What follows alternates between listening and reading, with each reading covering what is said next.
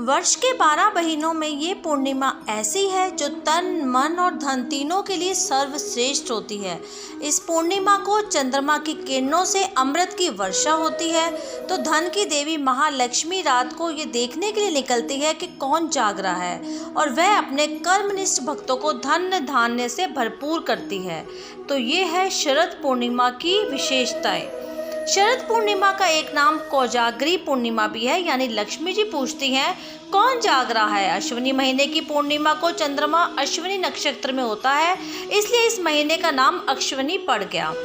एक महीने में चंद्रमा जिन 27 नक्षत्रों में भ्रमण करता है उनमें ये सबसे पहले है और अश्विन नक्षत्र की पूर्णिमा आरोग्य देती है। केवल शरद पूर्णिमा को ही चंद्रमा अपनी 16 कलाओं से संपूर्ण होता है और पृथ्वी के सबसे ज़्यादा निकट भी। चंद्रमा की किरणों से इस पूर्णिमा को अमृत बरसता है। आयुर्वेद आचार्य वर्ष भर इस पूर्णिमा की प्रतीक्षा करते हैं। जीवनदायिनी रोगनाशक जड़ी बूटियों को वह शरद पूर्णिमा की चांदनी में रखते हैं। अमृत से नहाई इन जड़ी बूटियों से जब दवा बनाई जाती है तो वह रोगी के ऊपर तुरंत असर करती है। चंद्रमा को वेद पुराणों में मन के समान माना जाता है। चंद्रमा मन सो जात है। वायु पुराण में चंद्रमा को जल का कारक बताया गया है।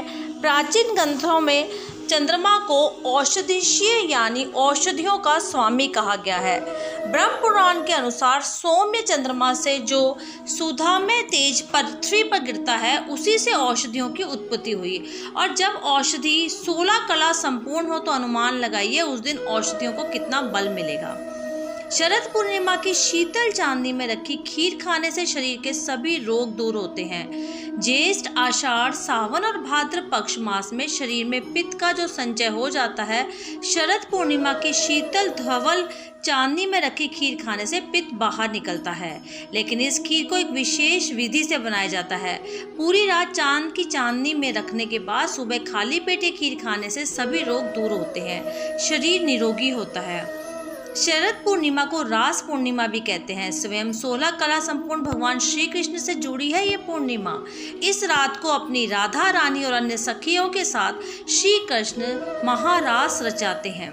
कहते हैं जब वृंदावन में भगवान कृष्ण महारास रचा रहे थे तो चंद्रमा आसमान से सब देख रहा था और वह इतना भाव विभोर हुआ कि उसने अपनी शीतलता के साथ पृथ्वी पर अमृत की वर्षा आरंभ कर दी।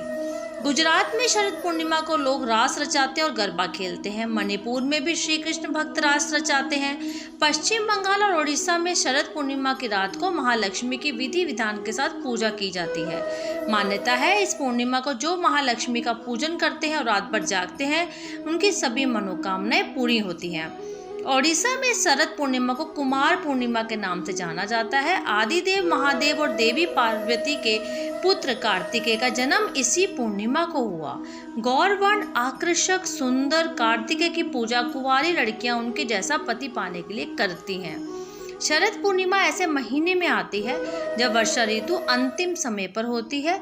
शरद ऋतु अपने बाल्यकाल में होती है और हेमंत ऋतु आरंभ हो चुकी होती है और इसी पूर्णिमा से कार्तिक स्नान प्रारंभ होते हैं।